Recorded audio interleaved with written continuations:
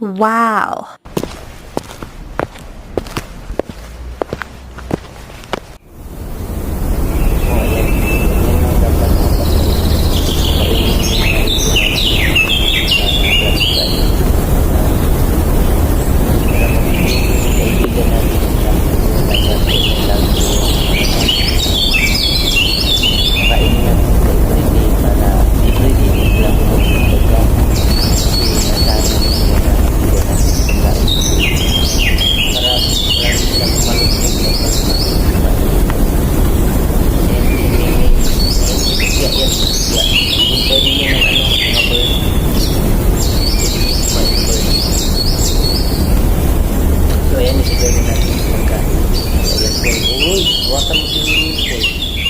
Kainin yung mga bird natin.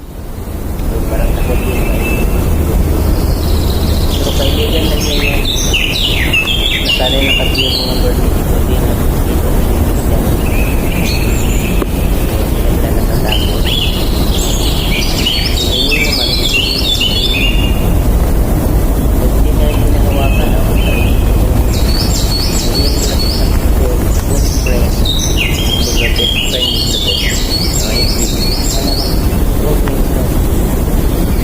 Iba natatakot talaga.